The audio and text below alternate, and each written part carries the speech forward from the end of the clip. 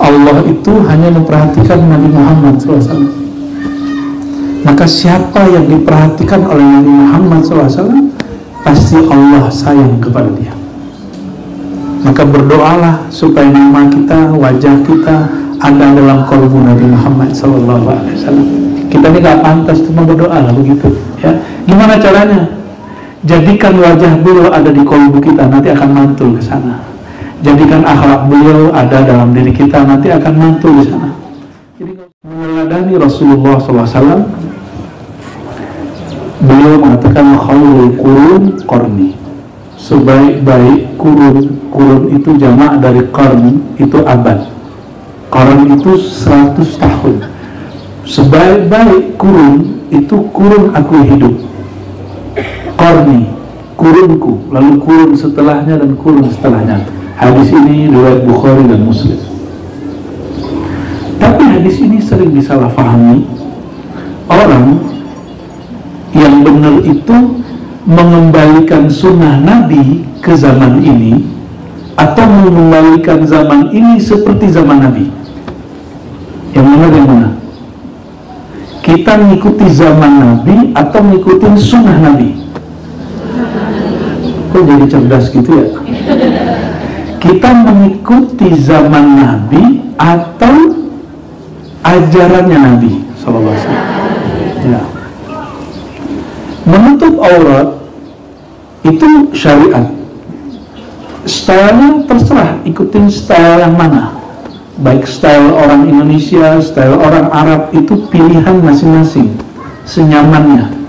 Maka ketika ada teteh milih satu style, saya pertanyaannya satu aja, tanya batinmu, kamu nyaman, kamu tenang nggak ketika berkoneksi dengan Allah SWT, bukan kata orang. Ya, aku nih baru hijrah, aku nggak nyaman kalau nggak pakai begini, nanti kata teman hijrahku gimana? Berarti beramalnya masih menurut teman hijrah. Bukan, kita hijrah itu karena Allah. Yang dihijrahkan rohaninya, bukan pakaiannya. Banyak yang sudah hijrah pakaiannya, ngomongnya masih kasar, tapi pakai ayat. Paham nggak maksudnya? Kalau dulu, mungkin karena beda partai, beda ormas, beda dagangan, beda suku, maka ketika perbedaan ngomong kasar dengan bahasa-bahasa perbedaan itu. Ketika orang berpakaiannya sudah ganti, udah pakai kopiah, udah pakai jenggot, tapi lidahnya ngomongnya masih nyakitin. Kalau dulu ngeremehin orang yang berbeda golongan dengan dia, sekarang ngeremehin orang yang beda manhaj dengan dia, itu sama aja. Nah ini hati-hati di situ. Makanya Sayyidina Nabi SAW dalam hadis Bukhari, itu hadis pertama dalam Sahih Bukhari, menyebutkan hijrah itu ilallah, kepada Allah, bukan kepada manhaj tertentu, bukan kepada model pengajian tertentu, bukan model pakaian tertentu, bukan ormas tertentu, tapi faman kanat hijratuhu ilallahi wa rasulih. Siapa yang hijrahnya berpindahnya kepada Allah, bukan kepada suatu tempat, bukan kepada suatu pengajian, tapi hijrah qalbunya tadinya dengan cinta kepada dunia, sekarang dia cinta kepada Allah. Sederhana. Tadi dia emosian, sekarang dia nggak emosian. Tadi dia suka ngomong kasar, sekarang dia nggak ngomong kasar. Tapi kalau baru hijrah pakaiannya sudah hijrah. Tapi nanti cuma beda maulid nggak maulid. Teman nggak maulid bilang, ente jahil, ya, aliran baru. Sama, yang nggak suka maulid bilang apa? Ente ahli bid'ah. Ini orang belum hijrah qalbunya. Belum hijrah qalbunya, karena saling merendahkan orang yang beda paham. Sekarang ini terjadi nggak begitu? Ya, pakaian sudah ganti, akhlak belum ganti, beda tipis saja. Dia di kelompok itu merendahkan kelompok ini, kita di kelompok ini merendahkan kelompok itu. Kita lagi manhaj A, dia manhaj B, sama-sama merendahkan. Terus kamu hijrah kemana? Ya. Maka tadi ada ibu siapa yang nanya ya, Apa beda jiwa, nafsu dengan syaitan? Nah, ini akan menjadi pintu hijrah. Harus kenal mana yang disebut jiwa, diri, nafsu, dan syaitan. Seandainya tidak ada syaitan, kita ini pasti tetap maksiat. Pasti maksiat. Yakin nggak? Pasti maksiat. Nafsu, syaitan. Syaitan itu kerjaannya ngapain? Bikin was-was, membuat orang ragu, berprasangka buruk, ujung-ujungnya bertengkar. Itu aja kerjaannya. Bisa diulang? Was-was, buat ragu, buat prasangka buruk, ujung-ujungnya bertengkar. Maka setiap pertengkaran yang ada hari ini itu disertai syaitan.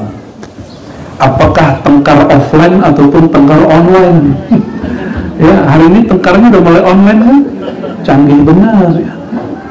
Tengkarnya sekarang udah mulai YouTube dengan YouTube, TikTok dengan TikTok. Oh, ngeri, ustadz lagi ya. Ustadz begitu kan repot, gimana jamaahnya? Jamaahnya, disinilah kenanya. Nafs, jiwa kita ini ada yang belum dididik. Jiwa itu dibagi 3. Jiwa yang berkecenderungan kepada sifat hewan, ternak, itu hobinya syahwat, makan minum kawin, makan minum kawin. Itu aja. Urusannya cuma hidup untuk makan, hidup untuk minum, tidur, kawin, gitu aja. Urusannya begitu. Rasulullah itu juga makan, Rasulullah itu juga menikah, bahkan istrinya banyak. Tapi Rasulullah itu tidak memiliki kecenderungan hewani seperti itu. Makanya hati-hati ibu-ibu, ini ujian ibu-ibu melihat laki-laki menikah lagi, misalnya ada ustadz kiai menikah lagi, itu jangan berpikir mereka itu berhati jorok. Kenapa? Kalau ada pikiran begitu, khawatirnya nanti terjebaknya kepada Rasulullah SAW. Rasulullah istrinya banyak. Jadi di dalam Islam tidak ada urusan hati kotor, itu gak ada urusan dengan menikah tidak menikah. Orang jomblo hati kotor banyak. Akui aja dulu waktu jomblo pikirannya jorok. Benar nggak? Jadi nggak ada urusan orang menikah dan tidak menikah. Itu masalah hati kotor mah kotor aja. Cenderung kepada hasrat yang jahat mah jahat aja. Mau dia nikah mau dia nggak nikah nggak ada urusan. Jadi jangan terjebak di situ. Nah, nafsu hewani yang hanya urusan syahwat kebenatangan inilah kemudian yang muncul pada sebagian orang yang jiwanya belum dididik. Nafsu yang begini tuh, waduh, budek, dikasih tahu nggak bisa, ini namanya begini. Karena dia hewan, nggak bisa dididik. Coba ngomong sama ayam, sama kambing, sama kuda, bisa nggak?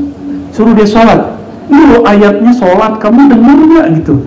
Sama kambing ngomong begitu, dia dengar nggak? Dia bengong aja. Ya, dungu, nah itu muncul kata dungu itu di situ baru tepat. Kalau beda aliran politik jangan ngomong dungu lah, nggak baik ya. Kata dungu sempat viral juga ya. Orang dungu itu begitu. Dungu itu ya hewaninya. Dia cenderung kepada sifat hewan ternak.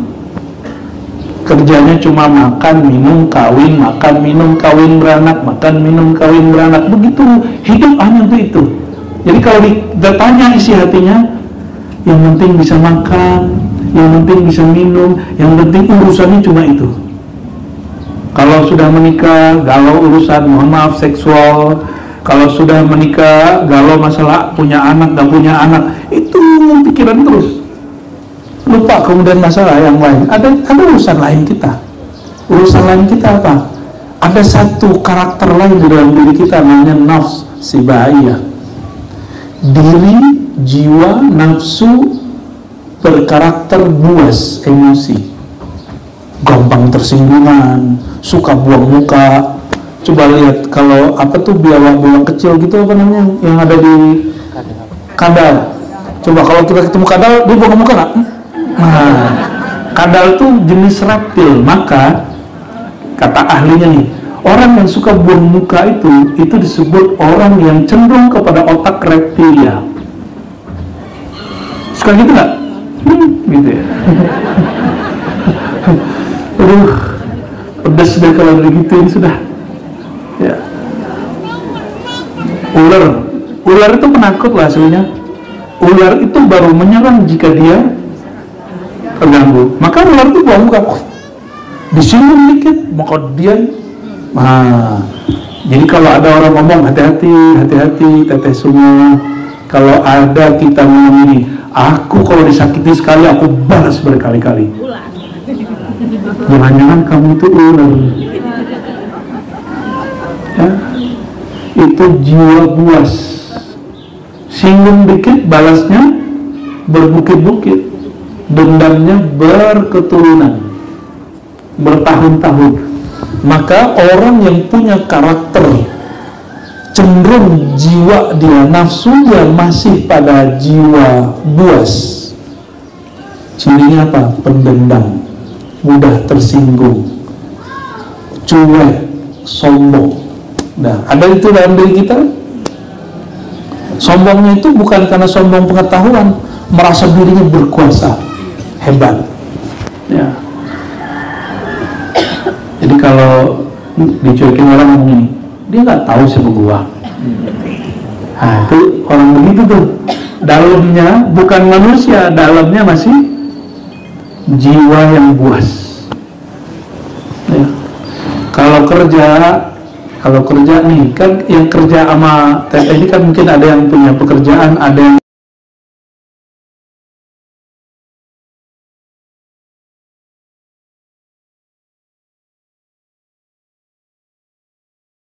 mempekerjakan orang. Coba perhatikan, atau kita yang bekerja. Kalau orang bekerja satu visi dengan yang punya kerjaan, yang punya perusahaan kah, usaha kah, maka dia bukan mata duitan. Dia yang penting kerjanya maksimal, berkualitas, hasil nanti. Walaupun perutnya keroncongan, dompetnya teriak kosong bro, ya, tapi dia mencoba melawan itu supaya kualitasnya bagus. Bukan kemudian seperti kebanyakan karyawan pegawai ngomongnya gini, aku udah lembur sekian hari nih nggak pernah digaji gitu.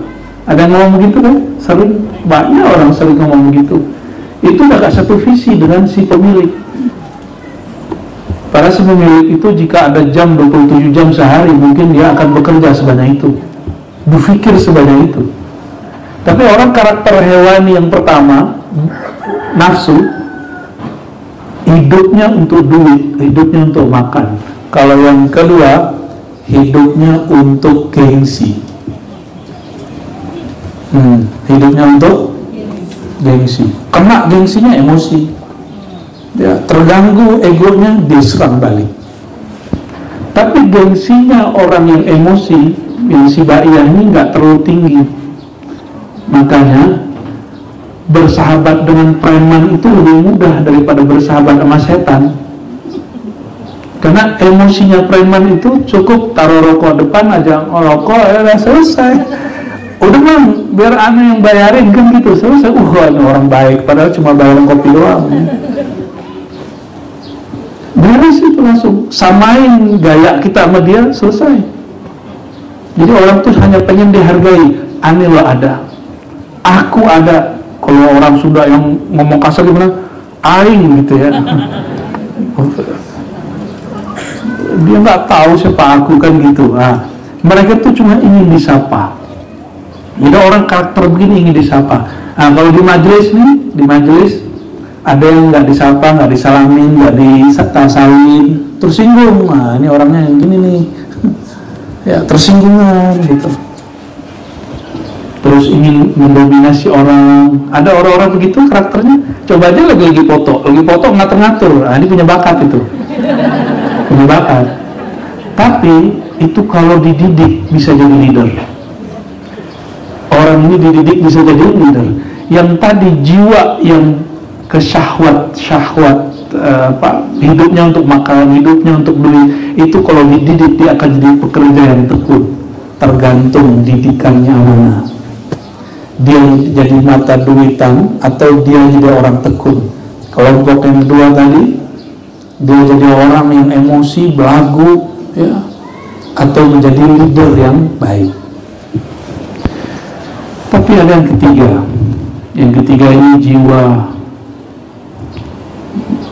malakut atau malakiyah, jiwa kemalaikatan. Malaikat itu makan nggak? Benar nggak makan? Ya. Minum nggak? Kawin nggak?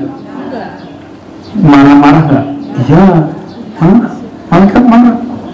Malaikat pernah marah, tapi marahnya marah positif. Marahnya terarah. Jibril itu marah ketika Sayyidina Ibrahim dibakar, tapi marahnya terarah. Dia tanya dulu, kamu mau dibantu nggak? Kata Nabi Ibrahim, enggak, maka dia pergi. Jadi marahnya nggak kayak kita, ya. Kalau kita kan langsung berbuat tanpa jelas ujungnya. Coba perhatikan ini. Malaikat tuh tidur nggak? Benar? Serius? Emang kenal dari mana? Ya, diajarin. Para sahabat itu beberapa kali ketemu malaikat, tapi sebenarnya ada malaikat-malaikat yang nyamar jadi orang.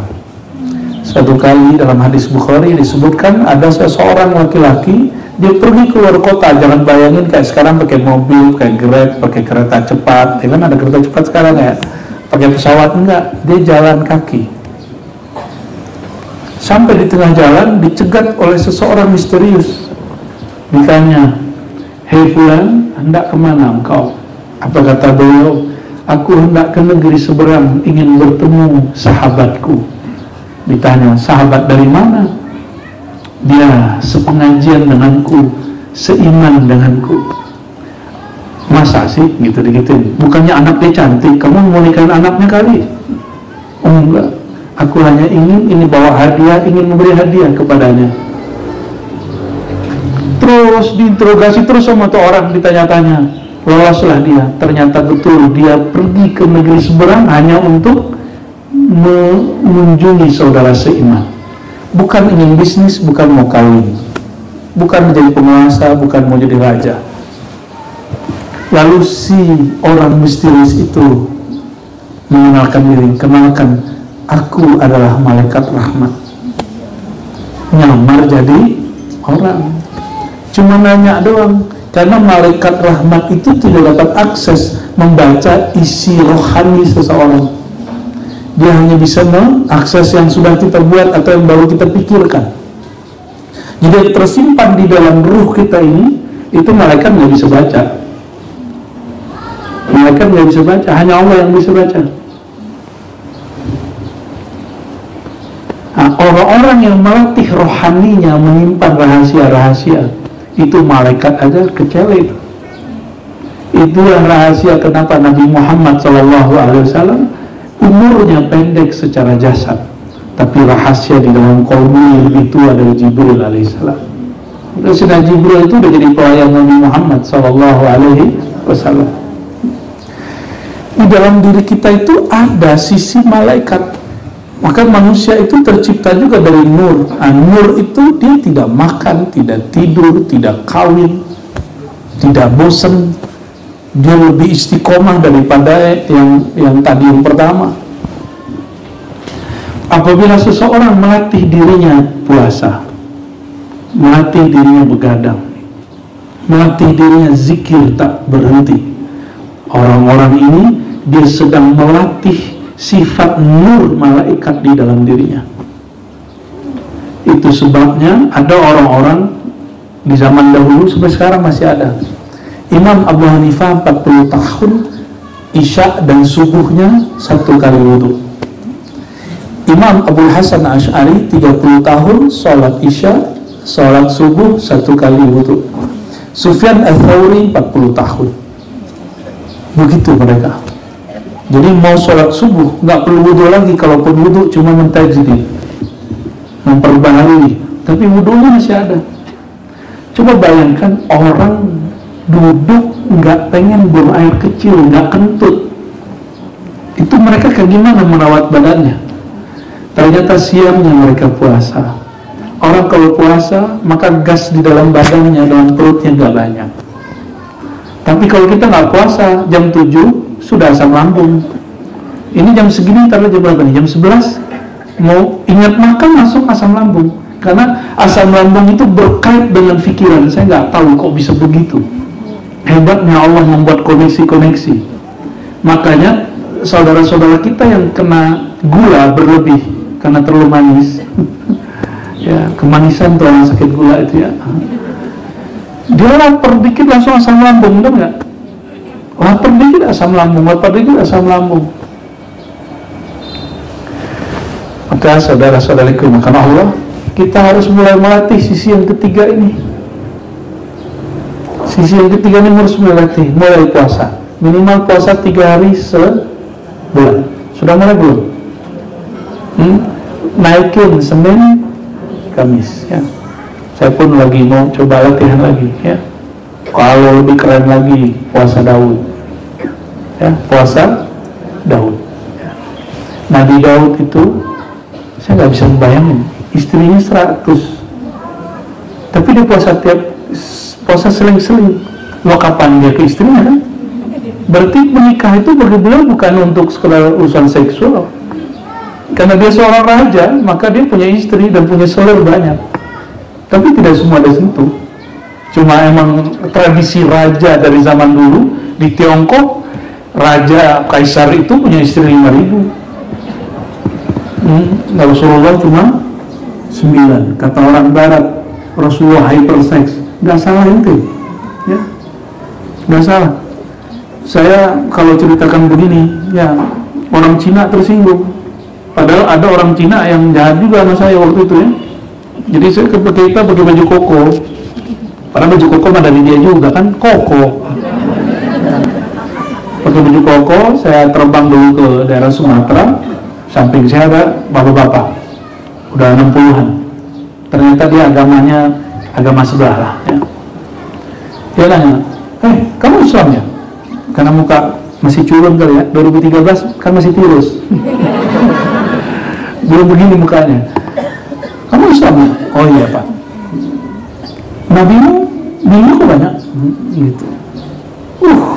Kita kebetulan anak kuliah senang begituin, colek dikit balasnya bertubi-tubi.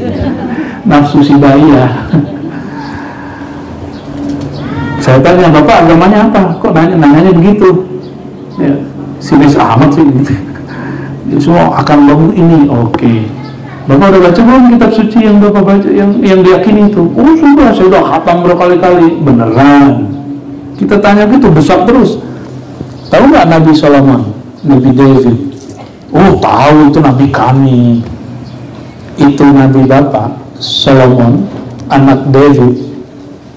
Istrinya 400, gundiknya 600. Mukanya langsung merah. Masa sih? Itu kitab berapa itu? Istri Rasul saya cuma 11 ya. 13 aslinya, 2 dicerai, sisa 11. Nah, akhirnya ganti topik. Tanya, kamu sukunya apa? Mulai main suku.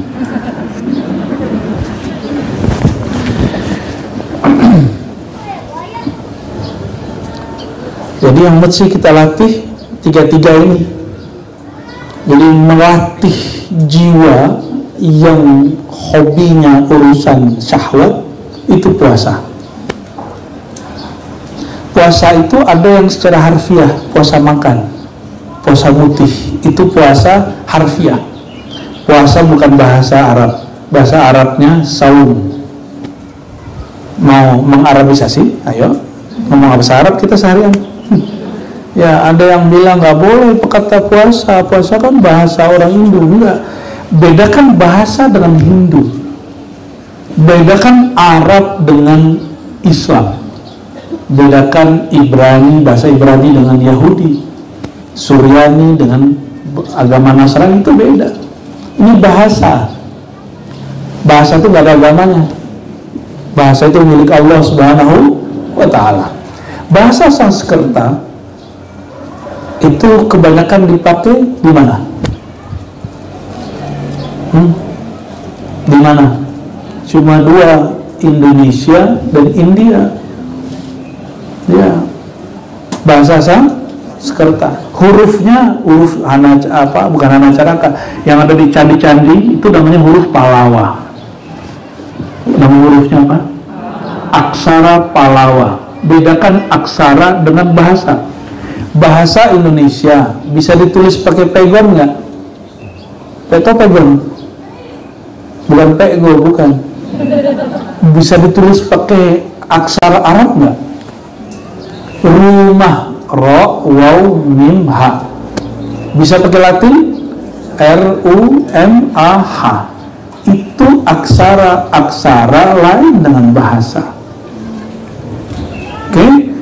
Aksara Sanskerta nggak ada, yang ada bahasa Sanskerta. Aksara Arab nggak, aksara hijaiyah. Ya, tolong dibenerin ya, nulisin. Aksara hijaiyah kita bukan dari tanah Arab, itu dari Babilonia. Ditemukan oleh Nabi Idris, lalu turun jadilah sekarang itu. Oke, sudah mulai connect? Ya, bahasa Sanskerta itu bahasa mana? Bahasa yang dipakai di negeri kita. Negeri kita ini disebut India Timur, India pojok, India ujung, dan India yang ada di Asia Selatan itu. Makanya candi-candi dulu pakai tulisan bahasa Sanskerta. Puasa itu udah dipakai waktu ulama kita masuk ke negeri ini. Mereka lihat udah ada orang mutih nyebutnya puasa. Puasa itu artinya mendekat kepada yang maha kuasa, mendekat kepada yang maha esa. Gimana caranya? Putuskan nikmat badan, maka engkau akan terkoneksi kepada rohani. Gitu puasa. Jadi apa yang menghalangi kita? Yang menghalangi tahajud apa? Perut satunya. Yang kedua, emosi. Jadi ini dari sini nih naik ke atas, emosi. Jadi ada seorang murid datang kepada gurunya, wahai Tuan Syekh, kenapa aku sulit bertahajud? Apa jawab Tuan Syekh? Mungkinkah engkau punya dosa siangnya? Dia bilang nggak ada. Coba kamu pikir-pikir, apa dosamu, masalahmu pada siang sebelumnya? Ternyata si murid berpikir dosa itu cuma mata, telinga, segala macam. Ditanya lagi, apakah engkau marah di hari sebelumnya? Kata si murid, betul, marah itu dosa yang lebih bahaya daripada mata jelalatan. Kalau kita mata jelalatan, nggak deg-degan, benar nggak? Paling mata doang gitu ya, matanya kayak mau keluar. Tapi kalau kita emosi, tersinggung, deg-degan nggak? Dan lelahnya terbawa sampai tidur. Dan memang obatnya orang marah itu tidur. Maka tidurnya pulas lama karena dia kelelahan. Mau tidurnya nikmat. Kita habis marah nih, habis marahan sama teman, habis kesel jadi panitia dicuekin, habis apalagi, habis agak sedikit nggak harmonis sama pasangan, itu biasa itu ya, biasa itu. Yang sudah punya pasangan yang boleh mohon maaf, cari dulu deh, cari teman cekcok anak gitu ya. Kalau mau tidur, lepas dulu marahnya. Gimana cara melepas marah? Ternyata diri kita ini lebih canggih daripada robot manapun, daripada komputer manapun, dan dia bisa diperintah. Kita kawankan, ya Allah, tolong angkat emosiku, hapus emosiku. Wahai jiwaku, bersabarlah engkau, teruslah engkau, jangan marah-marah, jangan ngamuk-ngamuk.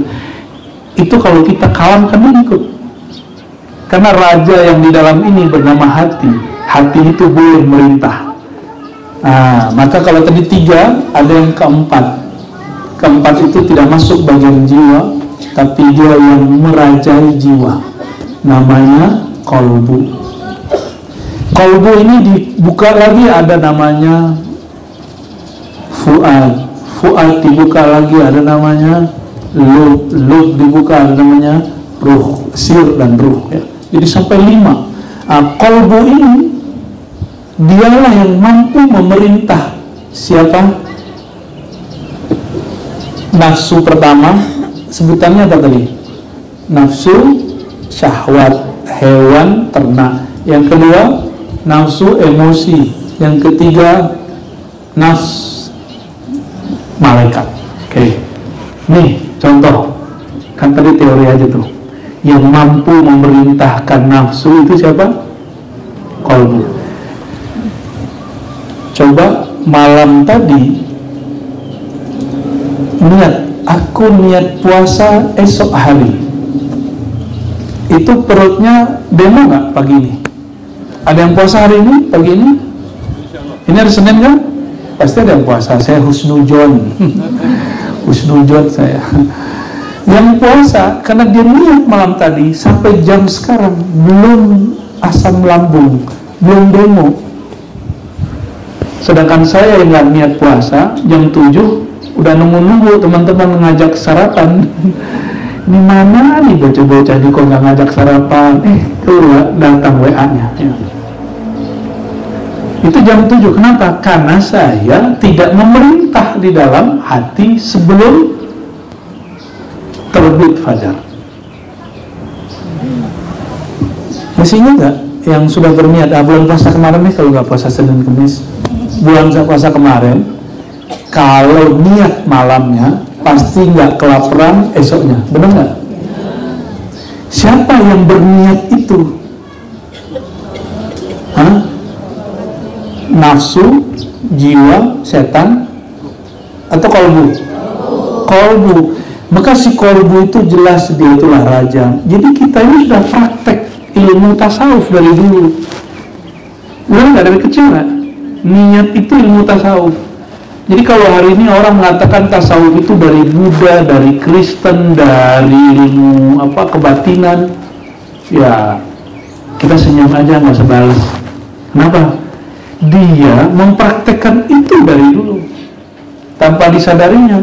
Mungkin mereka melihat tasawuf itu tasbih-tasbih, zikir, gerak-gerak, nari-nari gitu ya, keliling. Itu bukan tasawuf, itu seni tasawuf. Bedakan tasawuf dengan seni tasawuf. Tasawuf itu hubungan rohani hamba dengan Allah Subhanahu wa Ta'ala. Kita melatih. Coba bayangkan kalau ada orang melatih itu setiap hari. Setiap hari dilatih kolbunya untuk memerintah si jiwa yang tamak tadi. Maka mohon maaf, mau KPK-nya digedein 7 kali lipat. Koruptor itu masalahnya di mana? Bukan nafsu. Nafsu yang mana tadi? Yang suka, yang tamak. Yang pertama atau yang kedua? Yang pertama. Jadi urusan nafsu, syahwat ketamakan kepada duit, ketamakan kepada kendaraan. Kan kemarin dicek menteri yang sedang tersandung korupsi, ya semoga ya kalau dia bertobat Allah mudahkan urusan dia, ya, kembalikan milik bangsa, milik negara. Itu urusan karena nyicil kendaraan, benar nggak? Jadi berita kan lucu, norak begitu ya. Cuma untuk nyicil Alphard dia kemudian korupsi. Gaya lebih tinggi daripada penghasilan ya. Padahal menteri mah nggak perlu korupsi biar bisa beli Alphard, bisa pasti ya. Kok dia korupsi di situ? Itu yang tadi belum dididik dari awal. Belum dididik dari awal mengenai jangan tamak. Latihan tiak tamak itulah puasa. Bayangin air di depan kita, apa buah-buah depan kita, nggak ada orang lihat, udah niat puasa, berani makan minum. Kenapa? Itu dahsyatnya ruh, dahsyatnya kolbu ketika dia perintah jangan makan, besok puasa. Maka dia mirip-mirip seperti militer, tapi militer rohani. Patuhnya bukan main. Kata om saya lagi riadoh tirakat, nggak boleh makan siang hari, apapun nggak boleh. Dia hobi makan durian. Giliran hari ke mau terakhir, mau habis riadoh dia 40 hari, hari ke 39 diajak sama teman reunian makan durian di kampung durian. Itu air udah sudah keluar-keluar tuh ya. Tapi mau gimana lagi puasa. Jadi orang riadah itu diuji, Allah yang uji dia. Nah, ini perhatikan, yang diuji itu yang punya kecenderungan nafsu. Orang-orang yang tidak ada kecenderungan nafsunya, dia tidak merasa diuji, justru merasa diberi. Jadi kapan orang merasa diuji? Kalau dia dikendalikan nafsunya. Ya, banyak nih teman-teman pasti ngomong begitu, ujianku berat gitu. Benar? Benar ya? Ya. Yang bilang ujianku berat berarti nafsnya masih menjadi komandan, komandonya masih di situ. Yang mimpin dirinya belum sang kolbu, belum sang ruh, masih nafs, maka gelisah. Coba bayangkan, negara nggak dipimpin oleh seorang pemimpin, gaduh nggak? Terjadi perebutan nggak? Itulah yang terjadi pada orang yang kolbunya tidak memimpin jiwanya. Rasulullah SAW itu beliau dididik oleh Allah, adabani Rabbi fa ahsana ta'dibi. Allah didik kolbu beliau. Maka Sayyidina Nabi SAW, ya, beliau itu ketika ditawarkan kafir Quraisy, "Hei Muhammad, kamu mau apa? Mau perempuan secantik apa? Mau harta sebanyak apa? Mau kekuasaan sebagus apa? Yuk ini." Nabi Muhammad SAW mau nggak? Karena yang memimpin dirinya bukan nafsunya. Jadi cara ngecek orang yang memimpin dirinya nafsunya, baik nafsu emosi, nafsu syahwat, itu kasih pancingan. Yang berhak ngasih ujian dan pancingan itu guru. Karena guru itu diperintah secara sir oleh Allah Subhanahu wa ta'ala. Kan kita, mohon maaf Bapak Ibu, selama ini berguru berustad itu cuma menerima ilmu, nggak pernah diuji sama gurunya. Benar kan? Ini nggak pernah diuji sama gurunya. Diujinya cuma amalkan sekian, itu mah gampang. Saya udah lolos begitu, belum balik saya udah lolos sama begituan. Ya. Ternyata ujian terberat bukan itu. Baru saya belajar tasawuf, ayah dan guru saya tengkar. Ternyata ujiannya itu nafsu kita ngomong, masa sih orang belajar zikir tengkar, bapakku ahli zikir, guruku ahli zikir, hampir aja saya ninggalin ilmu zikir. Ternyata itu ujian dari sini. Maka nanti orang sering ngomong gini, masa sih gitu. Ya, tentang guru dia. Nih, nggak tahu paham atau tidak paham, saya berdoa semoga paham semua. Amin. Kalau murid hanya menerima, menggampang. Tapi kalau diuji, kuat nggak? Berprasangka buruk nggak ketika gurunya lagi melakukan sesuatu?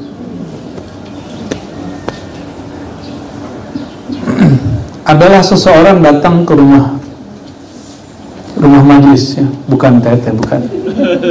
Dia lihatlah ada yang berjejer di depan rumah kan. Dikira itu mobil saya, padahal bukan mobil saya itu.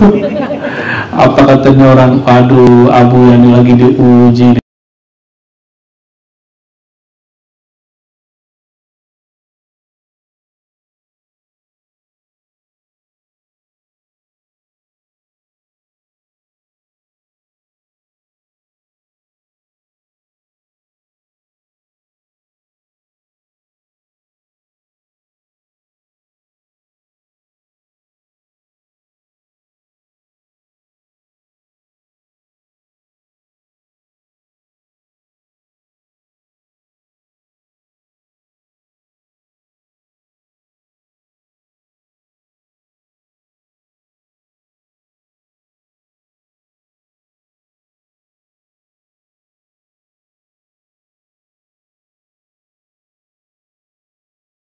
Apa katanya orang, aduh Abu Yani lagi diuji.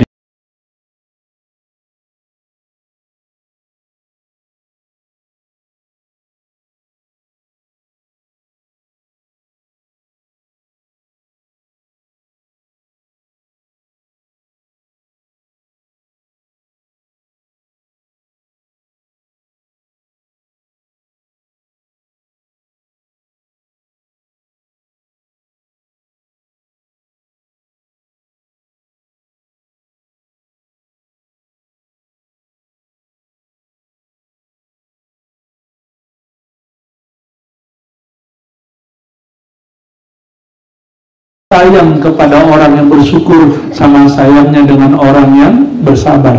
Pilih mana? Pasti yang pertama. Pilih senang bersyukur atau susah bersabar. Senang bersyukur.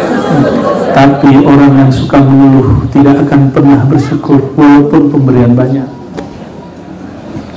Orang yang yang nafsnya tadi yang dua itu, coba lihat, mohon maaf, orang yang korupsi itu dia udah berkecukupan belum? Udah punya rumah belum? Udah punya mobil belum? Terus kenapa dia korupsi? Karena nafsu itu kalau wadahnya gede, dia juga gede. Pelit, duitnya dikit, dia pelitnya dikit. Kalau duitnya banyak, pelitnya banyak. Orang tamak, duitnya dikit, tamaknya dikit. Kalau duitnya banyak, tamaknya banyak.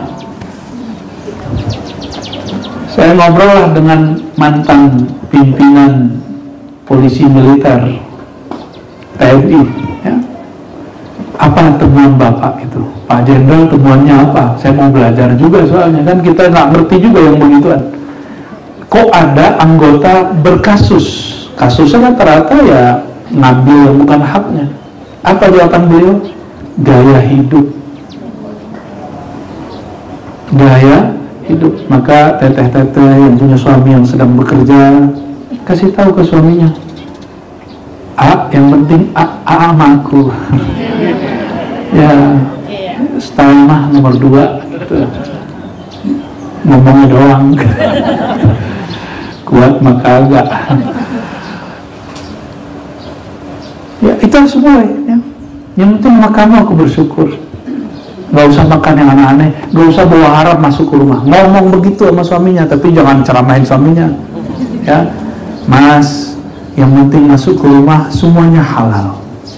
Semua barang halal, makanan halal, duit halal. Sedikit pun terasa banyak. Ya. Udah begitu belum lakinya? Belum. Pantesan suami galau terus ya. Sebelum berapa? Ini berapa nih? Iya, bentar lagi. Ya, sebelum 11 kan? 12. Aduh, tanya jawab tuh di sini ya. Di sini jawab. Ini kan santai, saya mau lah tanya jawab. Maka saudara-saudariku yang dimuliakan Allah, saya Al-Fakir Ar-Razi pun belum sempurna. Saya pun sedang berlatih mendidik supaya nafsu saya terdidik, baik nafsu syahwat, nafsu buas, begitu juga sisi kemalaikatan itu. Supaya apa? Yang memimpin di dalam diri itu bukanlah nafsu, tapi yang memimpin adalah kolbu. Itu senangnya cuma satu, cari perhatian Allah. Kalau nafsu cari perhatian makhluk, kita cari perhatian siapa?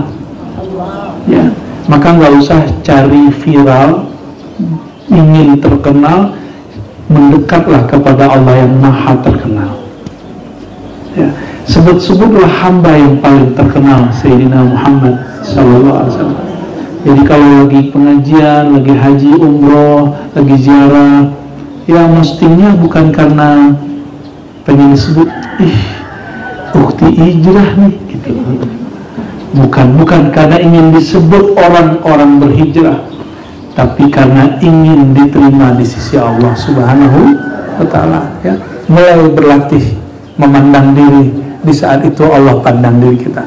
Maka kalau zikir, coba zikir pagi sore, dirutinkan ya. Zikir itu bukan bacaan Arabnya yang penting, tapi kolbu ini merasa bergetar menyebut nama Allah, itu yang penting, walaupun cuma satu kalimat diulang-ulang. La ilaha illallah, la ilaha illallah, diulang-ulang 100, 200, 300, 500 paling cuma beberapa menit baru berangkat kerja. Kalau ibu-ibu ini, teteh-teteh ini kan sudah punya tugas di rumah misalnya, sembari ngapain? Zikir aja. Kalau malu pakai lidah, pakai kolbu, ya. Jadi salah satu untuk melatih kolbu ini supaya dia kuat, latih dengan zikir. Tapi yang paling penting, kolbu itu makanannya dua, zikrullah dan ilmu tentang zikrullah. Jadi nggak hanya zikir, tapi ilmu tentang zikir itu paling penting. Orang kalau punya ilmu tentang zikir, zikirnya nggak banyak tapi bermakna. Tapi kalau nggak punya ilmu tentang zikir, udah zikir 1000 hambar. Dia zikir 1000 cuma untuk pelaris. Tapi kalau orang mengerti ilmu zikir, berzikir bukan untuk pelaris, tapi untuk mendekat kepada Allah yang maha melariskan. Tipis-tipis ya. Zikir bukan mau sehat, tapi zikir untuk mendekat kepada Allah yang menciptakan kesehatan. Kalau Allah lagi nggak mau kasih sehat, biasa aja. Ya, oh berarti takdirku sekarang sakit. Kalau nggak laris, ya biasa aja. Berarti Allah sedang lagi muter roda. Nggak mungkin roda di bawah selama-lamanya, dan juga nggak mungkin di atas selama-lamanya. Orang nggak mungkin disenangi semua orang, pasti ada yang nggak menyenangi dia. Tidak mungkin semua orang benar semua persepsinya tentang kita. Pasti ada orang yang salah persepsi kepada kita. Jadi itu sudah sunatullah ya. Barangkali itu ya, kalau mau diskusi silakan tanya jawab. Kalau yang malu nanya, tapi saya sarankan nanyanya pakai kertas. Kalau urgent sekali baru boleh ngomong ya. Ya. Jazakallah khair kepada Mukarrami Al-Razi atas pemaparan materi ini, Masya Allah tentunya menambah semangat kita ya untuk selalu menuhankan Allah di dalam hati kita dan senantiasa menjaga hati kita semua. Monggo mau bertanya, Ibu monggo dengan menyebutkan nama dan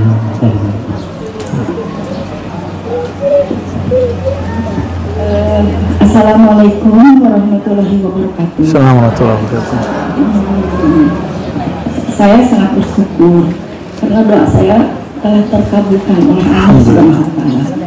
Saya bertemu dengan Abiyah Al-Lutfi Hasan. Ada satu pertanyaan yang timbul dalam diri sendiri.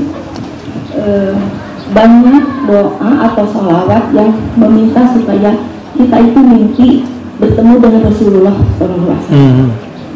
Kemudian saya punya dalam benak bahwa saya tidak ingin bertemu dengan Rasulullah itu dalam mimpi, karena hanya sebentar. Lalu dalam benak itu, ya Allah, saya hanya ingin nanti di sana, di akhirat sana, saya dekat dengan Rasulullah dan bersama-sama Rasulullah. Kemudian yang jadi pertanyaan adalah, apakah saya keliru dengan timbulnya pemikiran seperti itu? Dan yang kedua adalah, bagaimana kita membedakan firasat atau bisikan kalbu dengan bisikan setan? Ya.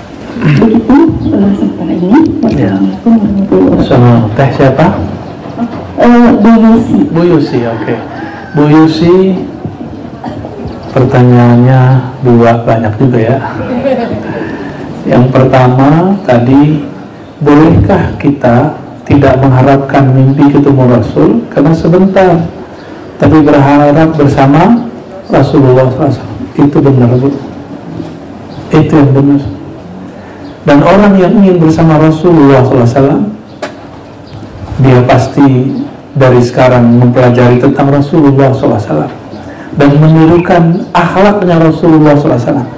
Bukan membawa zaman Nabi ke sini, tapi membawa akhlak Nabi ke sini.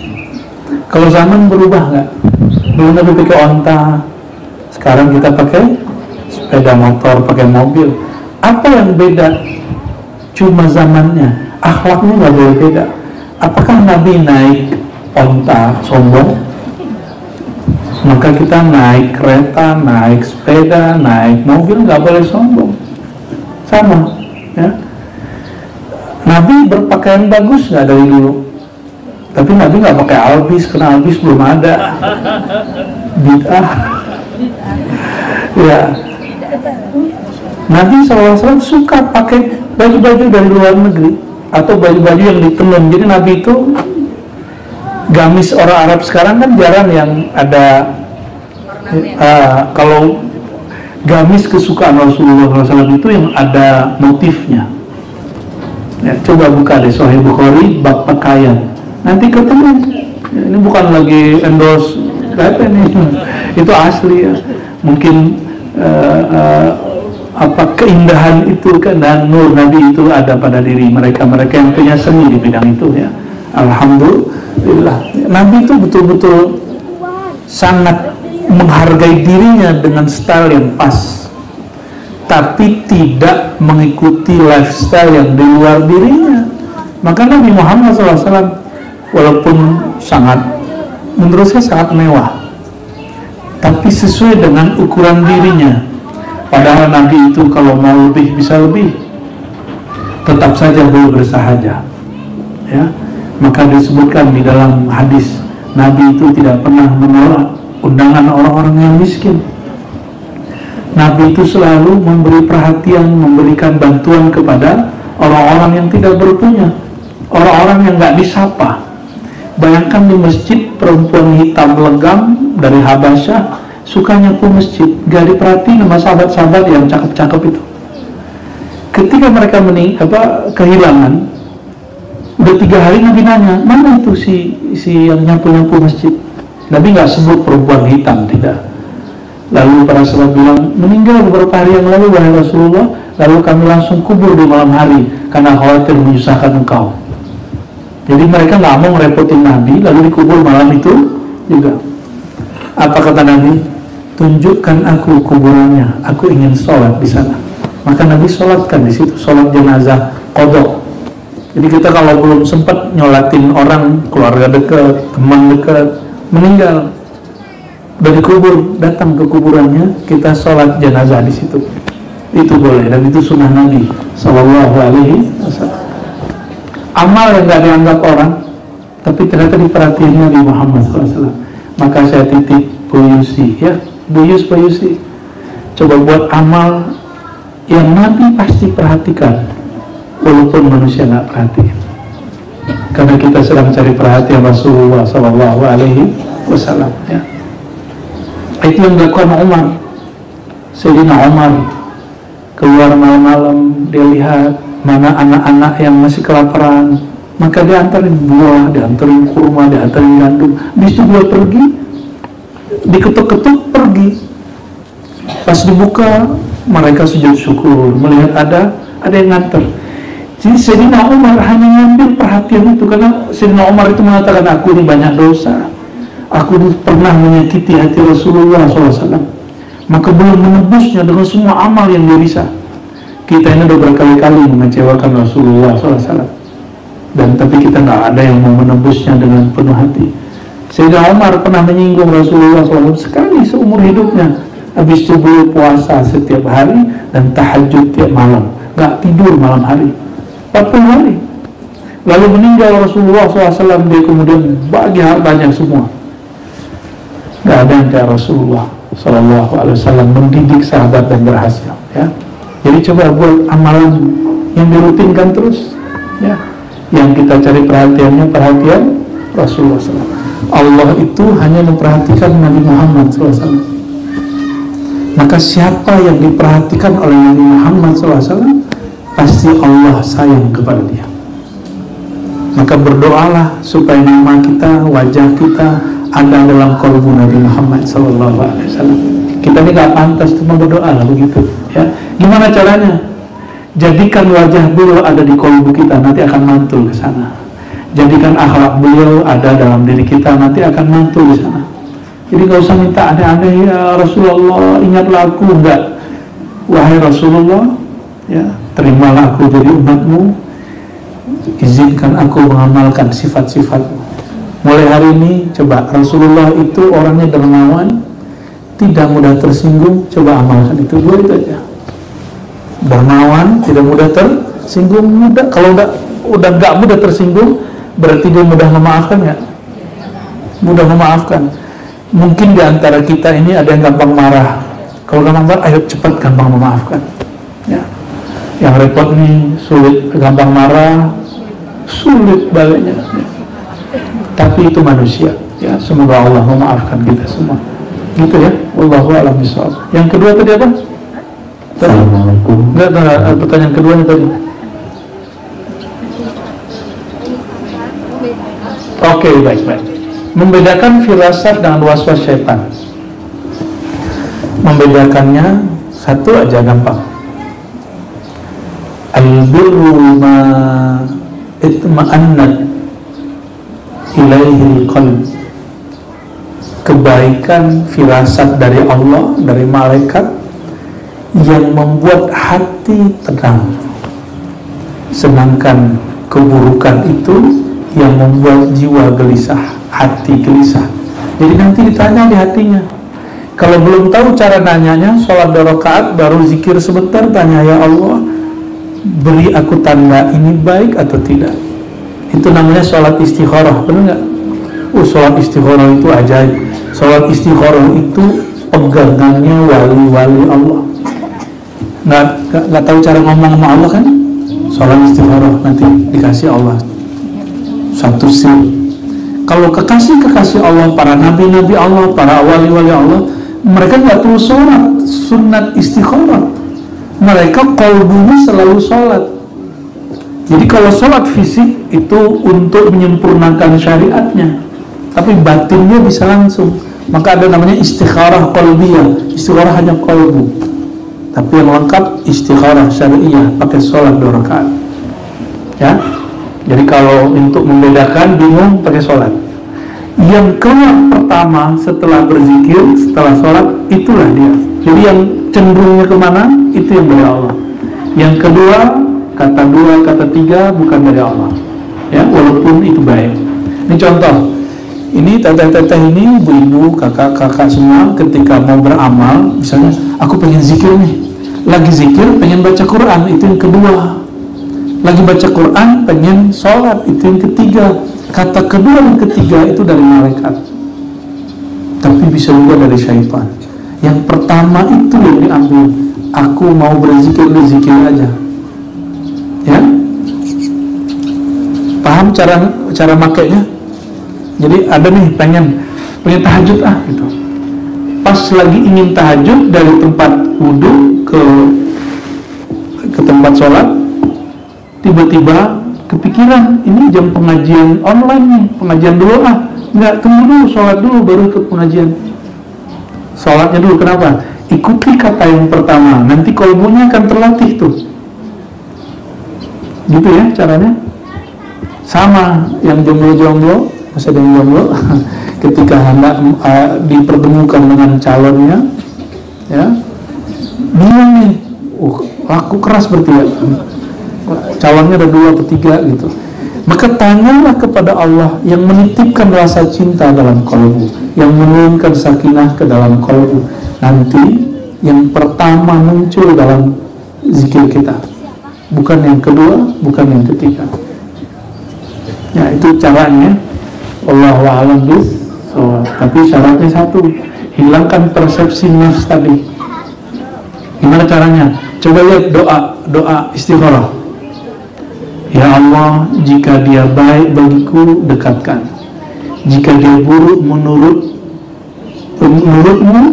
untukku dunia akhiratku, tolong jauhkan. Tolong buang rasa cintaku kepadanya dan cintanya kepadaku. Itu berat itu. Ya, seumur-umur saya doa istikharah itu lebih berat. Mengatakan, ya Allah, tolong jauhkan dia dariku, jauhkan aku darinya. Aduh, berat benar itu. Kalau bisa negosiasi, ya Allah, kalau dia kurang baik, tolong jadikan dia baik gitu. Itu mau kita. Ya, bagus ya. Oke, terus apa lagi? Assalamualaikum, ya, izin bertanya.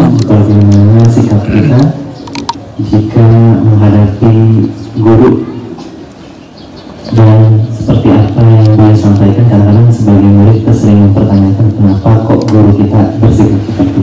Iya, emang murid begitu ya. Maka berguru itu ada orang yang berguru jadi murid shadiq, ada yang murid ikut-ikutan, ada yang murid kazib. Murid shadiq itu dia berguru pakai kolbunya. Maka jika gurunya melakukan secara kasat mata sesuatu yang dia ingkari oleh akal pikirannya, dia tanya kolbunya, oh sepertinya saya harus husnuzon, gitu. Maka murid shadiq itu murid yang tasdik dan taslim. Coba ini rumus. Murid yang benar-benar murid itu rukunnya dua. Tasdik itu percaya dengan ilmu yang dibawa guru. Yang berat itu bukan tasdik, yang berat itu taslim. Taslim itu menerima sosoknya apa adanya, bahwa sosok yang megang ilmu ini bukanlah malaikat, bukan nabi, dia manusia biasa, dia nggak sempurna, dia juga pernah salah, dia juga akan pernah melakukan kekhilafan dan semuanya. Bisa nggak terima guru begitu? Ya.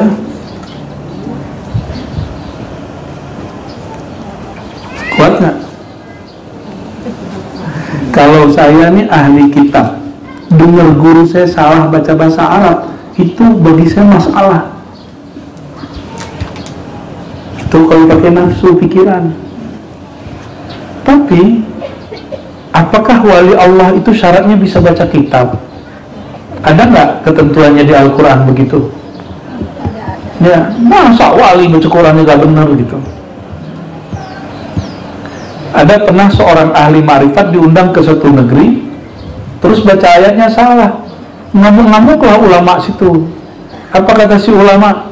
Masa ngomong ma'rifat begini? Ya, intinya kok wali baca Qurannya nggak benar? Emang syarat wali bisa baca Quran dengan benar? Itu mah qori, ikut MTQ. Nggak mesti. Yang penting kolbunya benar. Saya menyaksikan banyak qori hatinya nggak benar.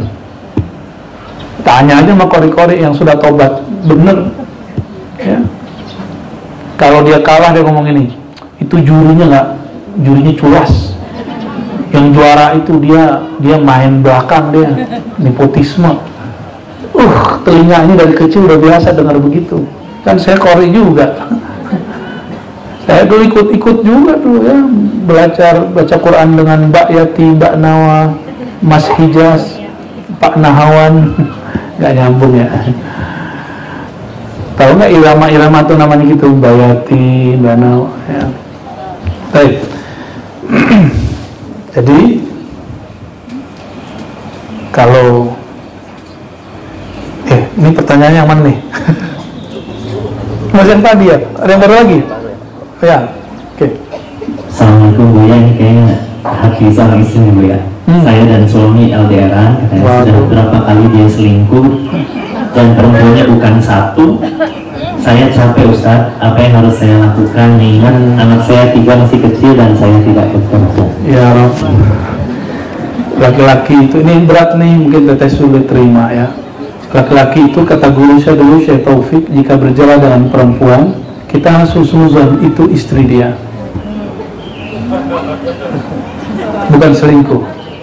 Itu istri dia halal. Selingkuh itu kalau tidak halal. Beratnya terimanya? Sakit. Kalau saya nggak bisa bayangin kalau teteh-teteh ini begini, kalau ketemu Rasulullah kira-kira bilang apa ya? Masa Nabi pilihnya 9? Itu kelayangannya. Ya. Ya, masa Nabi nafsunya besar gitu ya. Itu kelayangannya. Poligami itu nggak ada urusannya dengan nafsu besar. Ya, mungkin ya LDR mau gimana lagi? Jadi tinggal jalannya 2 aja. Izinkan suaminya poligami atau pisah, biar nggak tersiksa. Ya, izinkan suaminya poligami, kalau nggak pisah. Begitu aja. Daripada makan hati. Berat ya? Urusan begini mah berat. Dari dulu, dari zaman Zoleha. Udah begitu dari dulu. Nih saya ulangi ya. Hati kotor, pikiran kotor nggak ada urusannya dengan istri tidak punya atau banyak istri. Karena banyak orang jomblo hatinya kotor, pikirannya kotor. Kalau dalam ajaran Islam, ini ajaran Islam nih, laki-laki itu supaya pikirannya nggak jorok, maka dia menikah. Tapi di agama lain, ciri-ciri orang suci itu tidak menikah. Itu beda agama kita dengan mereka. Dalam Islam, manusia ini fitrahnya menikah, dan laki-laki itu punya anugerah yang beda dengan perempuan. Mau gimana lagi, dari suaminya begitu ya. Ini yang sulit diterima oleh orang ya. Nih hati-hati ujian-ujiannya ibu-ibu itu semuanya, baik kepada suaminya juga kepada gurunya, termasuk kepada gurunya ya. Kan nggak tahu takdir saya ke depan gimana juga kan. Wallahu a'lam. Saya nggak tahu juga takdir saya ke depan gimana.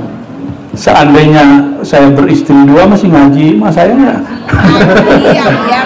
Ya, belum tentu juga saya harmonis dengan istri saya. Belum tentu juga. Ini contoh. Apalagi terjadi pada suami sendiri, itu lebih berat lagi itu. Caranya sederhana aja. Menikah itu bukan Tuhan, menikah itu bukan agama, tapi menikah diatur agama, dan menikah tidak abadi. Jika menikah menyiksamu, hentikan pernikahanmu. Semudah itu ya.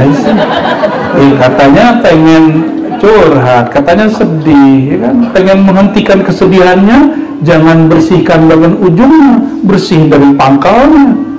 Saya nggak mau bertele-tele untuk masalah begitu ya. Ada yang ngasih jawaban begitu nggak sebelumnya? Ya, sebelumnya menurut saya itu kelamaan muter-muter begitu ya. 2 gitu aja, cuma itu. Dan syariat Islam mengizinkan nggak suami punya istri lebih? Ini kepada yang bertanya ya, apalagi LDRan. Saya tinggalkan masalah poligami. Oke, tutup buku poligami. Oke, sudah selesai. Sudah, jangan bahas poligami lagi ya. Min sa'adatil mar'i ayyakuna kasbuhu fi baladihi. Begitu kata Syekh Nawawi Bantani, menukil perkataan para ulama. Salah satu kebahagiaan seseorang, indikatornya tempat kerjanya tidak jauh dari rumahnya, dari kampungnya, dari tempat dia pulang. Nah, jadi kalau mohon maaf kalau suami jauh, itu pasti kurang bahagia tuh. Gimana kalau rindu besok kan? Udah rindu mas, gitu doang kan, rindu ya itu kan besok jadinya. Ya, tapi gimana lagi kalau itu sudah pilihan, sudah sepakat, jalani aja.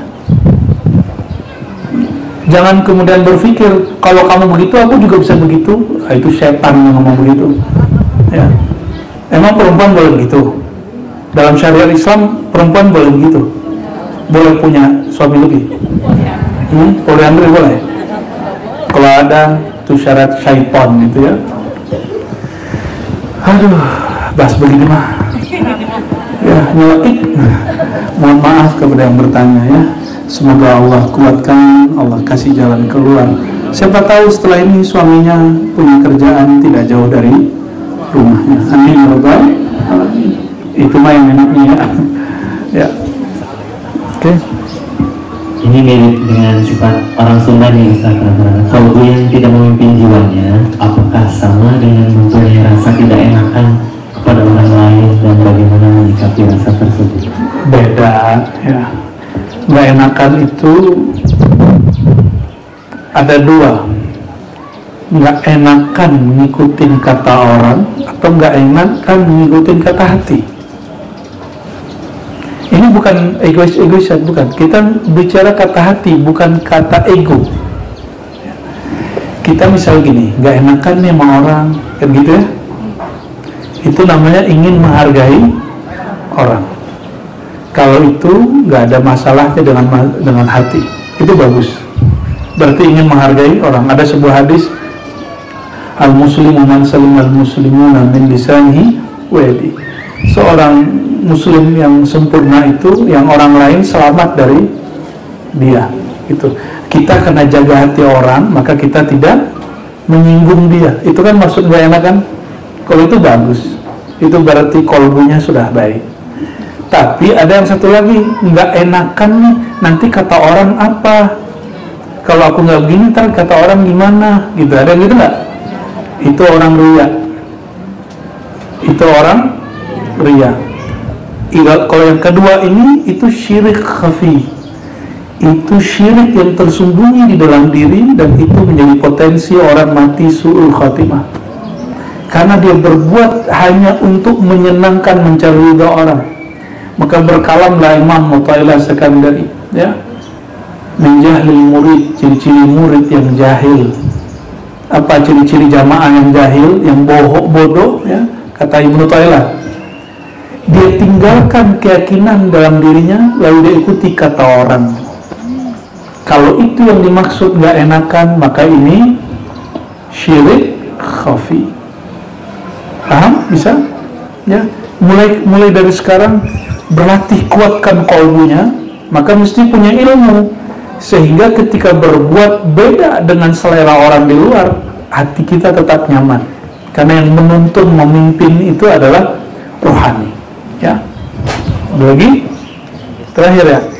2. Mau bertanya, suami saya seorang mu'alaf, dia punya persepsi Al-Quran isinya cuma cerita. Gimana cara saya memberi pengertian? Berhenti aja jadi muslim. Ngapain mu'alaf ngomong begitu? Berarti dia nggak ngaji, cuma syahadat doang. Jangan begitu ngomong Quran, ya. Seharusnya dia nanya, kenapa di Quran ada cerita? Gitu nanyanya. Nanti kita jawab. Ya. Quran itu emang Al-Fatihah cerita? Mana cerita di Quran, di Al-Fatihah? Mana cerita di Al-Fatihah? Ada cerita nggak di Al-Fatihah?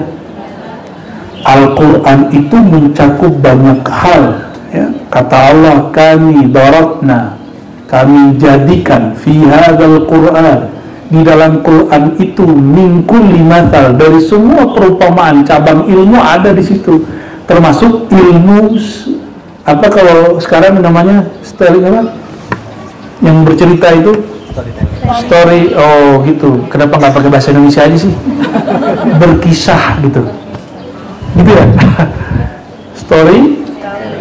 Ya, teller. Di Quran itu ada perintah waqsusil qasasa. Berkisahlah engkau. Kenapa? Karena coba ini kalau ada khotib memulai dengan kisah, pasti nggak ada doa mau tidur pas Jumatan, benar nggak? Benar nggak? Tapi kalau khotib sudah mulai, marilah kita hanya 50 kali langsung tidur kita, keberatan. Alhamdulillah kita tidur, bismillahirrahmanirrahim. Ketika imamnya sudah barakallahu li walakum, bangun lagi. Kok bisa begitu ya? Tapi imam khotib mulai dari kisah. Coba perhatiin, pasti kita gini perasaan. Nah ini bagian khotib ustaz kalau mau mulai dengan kisah. Dalam suatu riwayat dahulu ada seseorang gitu, itu orang akan mulai. Karena otak kita itu otak visual, dia suka diceritain. Maka ibu-ibu ini ceritain pada senang, padahal hadisnya palsu. Ramailah dulu ada majalah-majalah cerita-cerita kubur, padahal itu hoax. Benar kan? Misteri-misteri ramai kan? Kenapa majalah begitu ramai? Di buku Islam dikit jadi apa tuh yang jadi covernya tuh semuanya cover-cover kuburan berbelatung, aduh pocong. Emang otak kita itu dibuat sistem oleh Allah suka dengar cerita, apalagi perempuan. Maka suka cerita itu salah satu sifat jamaliyah namanya, ada dalam diri. Kalau laki-laki dominan itu jalaliyah, teori, tek begitu, kaidah. Makanya laki-laki itu terlalu kritis. Kalau ibu-ibu dicerita, gitu dong diceritain, ya kan? Padahal ibu-ibu tuh hanya pengen diceritain, apa dengar cerita dong. Walaupun kita, harus selesai. Hanya ini yang didengar. Maka laki-laki yang mampu mendewasakan dirinya, dia akan mengambil sifat jamaliyah itu. Dia bisa dengar cerita istrinya, walaupun lu udah cerita 10 kali, udah 20 tahun ceritanya ini mulu, bener gak gitu? Emang gak perlu tanya gitu. Jadi Quran itu tidak hanya isi cerita, ada tauhid. Bismillahirrahmanirrahim, Alhamdulillahirrahmanirrahim, Ar-Rahmanirrahim, Maliki Yaumiddin, itu tauhid. Iyyaka na'budu wa iyyaka nasta'in, itu bab ibadah dan akhlak. Terus ihdinas siratal mustaqim, siratal ladzina an'amta 'alaihim ghairil maghdubi 'alaihim waladdallin, itu turunan daripada akhlak. Siratal mustaqim itu akhlak. Jadi 3. Ada juga yang menyebutkan Al-Fatihah itu tauhid, bab hukum, lalu bab akhlak, begitu. Dan semuanya cerita. Kalau giliran tentang tauhid, Allah kadang bercerita, kadang pakai ayat. Dan cerita di Quran nggak nyampe 50%, nggak nyampe. Yang banyak itu justru panggilan, wahai, ya, perintah-perintah yang banyak. Namun dibungkus gitu, ya. Baca buku undang-undang, bosan nggak? Nah, Allah kemudian buat dengan model kisah. Sekarang sudah ada bukunya, Al-Qasas fil Quran. Saya nggak tahu dari terjemah atau belum. Kisah-kisah dalam Al-Quran. Semoga sudah ada, cari bukunya.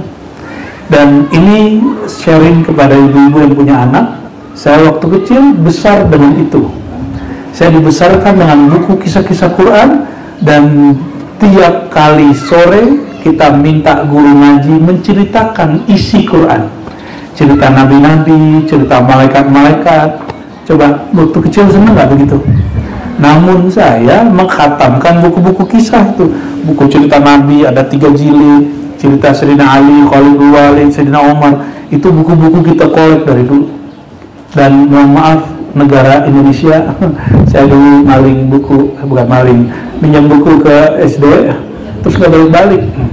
Karena kata temanku, nggak usah dibalikin. Bukan maling ya, alhamdulillahirrahmanirrahim. Tapi buku yang saya ambil buku apa? Kisah, buku kisah. Bahkan dulu senang kisah alien, gitu baca semua. Jadi mohon maaf, kalimat begitu tidak baik, itu batal imannya. Ulang syahadatnya, ya, ulang syahadatnya. Bilang ke istrinya, ya, ulang syahadat, asyhadu an la ilaha illallah wa asyhadu anna rasulullah. Kan ngomong begitu sama aja kayak baca Quran itu dongeng. Terus sama kayak yang pembicara di TV itu yang mengatakan kitab suci fiksi. Apa bedanya? Untung dia non muslim, yang ngomong begitu ya kafirun tambah kafirun, urusan dia. Oke, mohon maaf itu agak kenceng dikit. Ada lagi? Oke. Apa hukumnya majang foto di rumah dan di sosmed?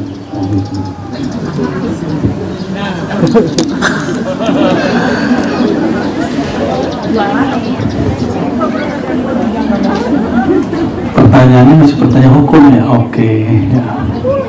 Coba merem, ada wajah seseorang nggak di hati?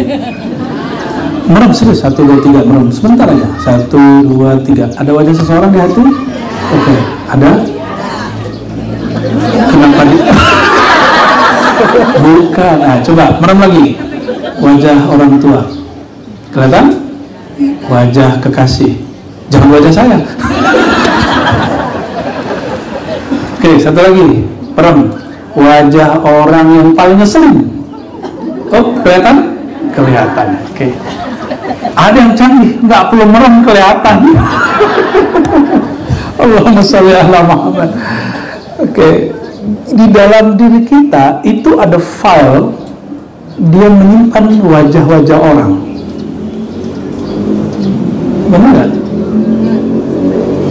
di luar itu hanya imitasi. Jadi kalau rumah sejati itu ini, rumah yang ada itu rumah imitasi. Sebenarnya rumah kita yang di sini.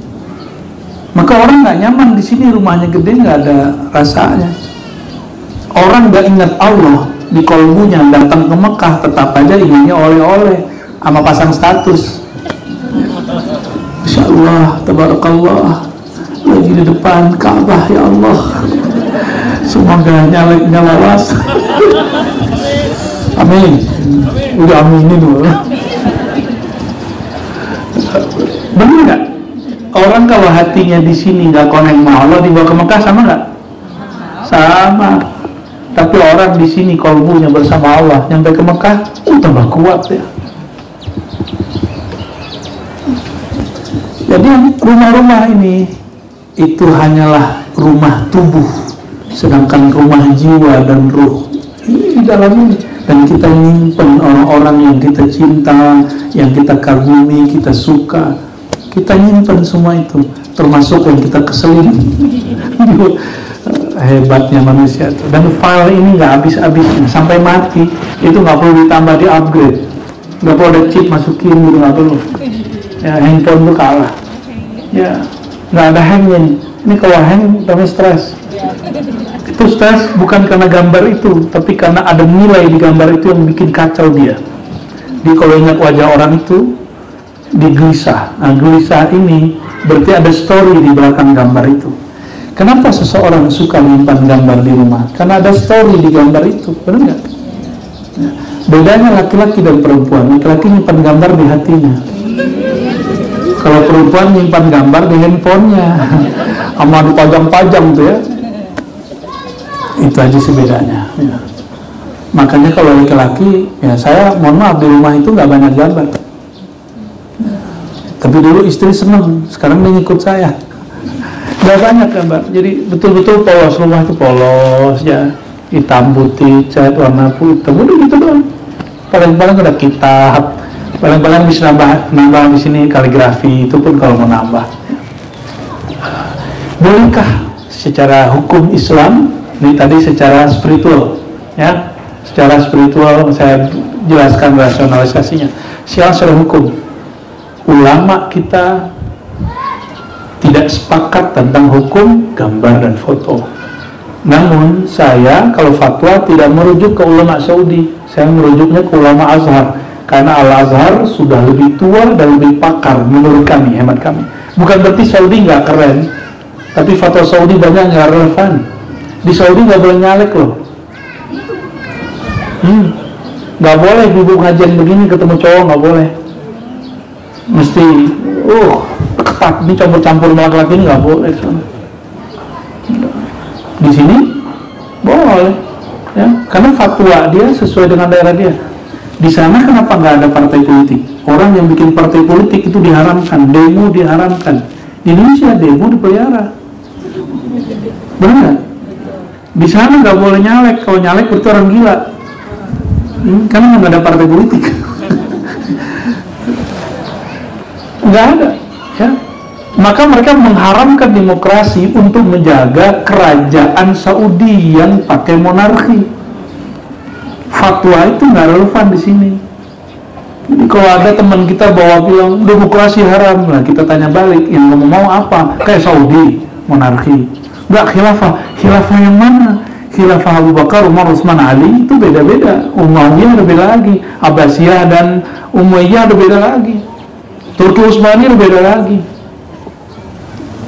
Nah, begitu juga persoalan hukum, ya. Maka saya berkiblat kepada fatwa ulama Al-Azhar lebih banyak daripada fatwa ulama lain. Syekh Al-Jum'ah pernah ditanya tentang hukum gambar dan foto, maka beliau menampilkan hadis.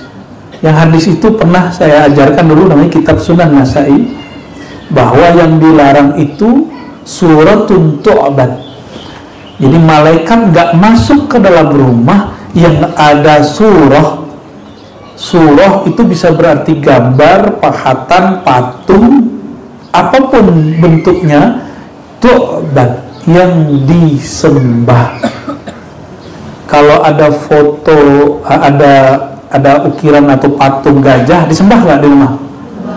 Ada Raja Wali, disembah nggak? Jadi guru kami 9 tahun di Saudi, tapi nggak ngambil fatwa itu, padahal di Saudi. Di rumahnya itu ada kepala apa tuh yang pakai kayak sapi, ya yang ketanduk, kepala.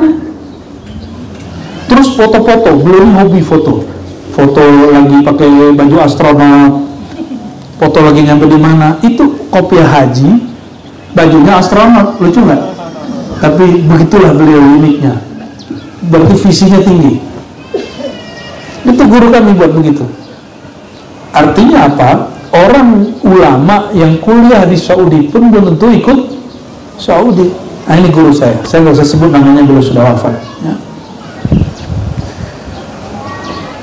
Jadi yang haram itu foto yang disembah. Saya tambahkan foto sensual ya, yang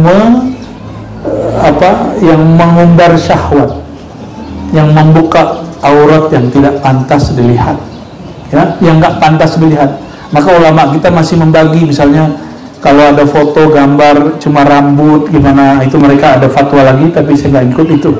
Karena urusan aurat, Bapak Ibu, ini ulama kita beda pendapat. Batas aurat perempuan sampai di sini apa sampai di Imam Abu Yusuf, murid Abu Hanifah, karena dia di negeri yang perempuannya bekerja di ladang, maka beliau membolehkan perempuan kelihatan sampai ke ya, nggak ada pakai kaos kaki, sampai lutut, sampai namanya mata kaki, karena kaki-kaki perempuan di ladang ya nggak ada yang seksi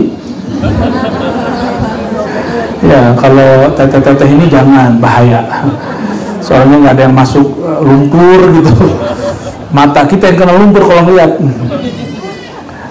Jadi fatwa mereka sepakat bahwa aurat wajib ditutup, tapi batas aurat mereka berbeda, cara menutupnya mereka berbeda, tapi sepakat wajib ditutup ya. Karena ini pilihan, jangan paksa orang dengan perbedaan faham. Ayatnya sama, hadisnya sama, tapi beda imam sudah beda faham ya, beda imam sudah beda faham. Yang penting kita mengikuti syariat menutup auratnya. Nah, kembali ke yang tadi. Jadi hukum foto gimana? Boleh atau tidak? Boleh nggak? Benar. Dan lucunya ada orang mengharamkan foto, tapi dia bervideo. Tahukah Anda yang masuk ke dalam video YouTube dan mengharamkan foto, 1 detik video itu lebih dari 30 foto yang bergerak gitu, benar nggak? Jadi betapa, kalau bahasa kasarnya ya, Masya Allah. Oke. Alhamdulillah, selamat. Aman? Nggak ada yang patah? Cuma kaget. Jadi teman-teman semua, mengharamkan foto, membolehkan video, itu fatwa konyol. Tahu fatwa konyol? Karena nggak ngerti cara kerja coba videonya diberhentiin sebentar, jadi foto nggak? Jadi foto. Tapi mereka mengharamkan foto. Nah, itulah akhir zaman, fatwa itu jadi kebalik-balik ya. Tapi jangan ekspor foto yang bikin kekasihnya cemburu ya. Khalas, sudah ya. Baik Bapak Ibu, saudara-saudariku yang melakukan Allah, para asatis, barangkali itu sedikit refleksi keagamaan kita meneladani Rasulullah SAW, yaitu dengan menjadikan qalbu memimpin diri. Kesimpulan kajiannya sederhana, mulailah tentu dari diri kami, menjadikan qalbu merajai jiwa, merajai nafsu. Maka latihlah nafsu kita dengan memperbanyak niat-niat yang baik, karena niat yang baik lebih afdal daripada 1000 amal baik. Kenapa? niat yang baik akan menjadikan kolbu memimpin jiwa. Itulah rahasia kenapa niat itu lebih afdol dari banyak amal, ya. Dan itu juga rahasia kenapa Allah hanya memandang niat, karena niat itulah inti spirit dari semua amalan. Semoga kami dan kita semua Allah jadikan orang yang berniat baik, berniat tulus hanya kepadanya, hanya mencari ridhonya. Ilahi anta maksudi wa ridhaka matlubi ila ruhin nabi sallallahu alaihi wasallam wa ila jami'il anbiya wal mursalin was sahabati wat tabi'in wal awliya'il arifin wal ulama'il mujtahidin wal mutakallimin al muhaddithin wa jami'i walidina wa walidikum wa ikhwanina wa ikhwanikum wal hadirin wal mustami'in. Al-Fatihah.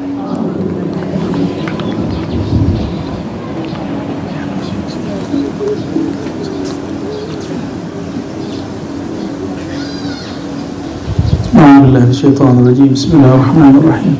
اللهم يا رحمن الرحيم يا كريم يا عظيم يا سميع يا قريب صل على عبدك ورسولك نبينا محمد.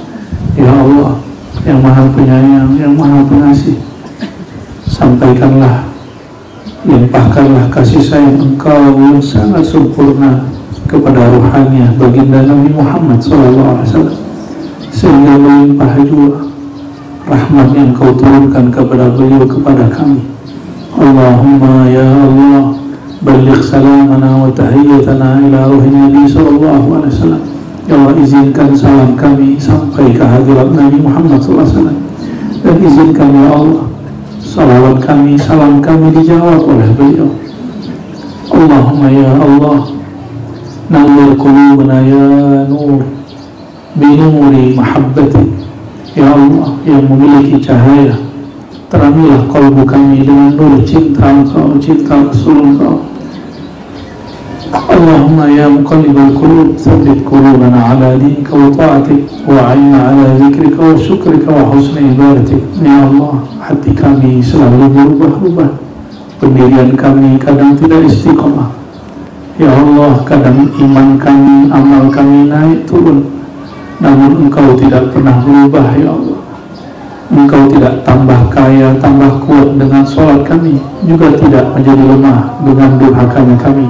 Maka ya Allah, farzuqna istiqamah ala syariatil gharra, jadikan kami istiqamah dalam syariat Engkau ya Allah. Rabbana atina fid dunya hasanah wa fil akhirati hasanah wa qina adzabannar. Ya Allah, berikan kami kebahagiaan di dunia, mengenal Engkau, mengenal Rasul Engkau, dan kebahagiaan di akhirat mendapat syafaat Nabi Muhammad SAW dan mendapat ampunan daripada Engkau. Wassalamualaikum warahmatullahi wabarakatuh. Assalamualaikum warahmatullahi wabarakatuh.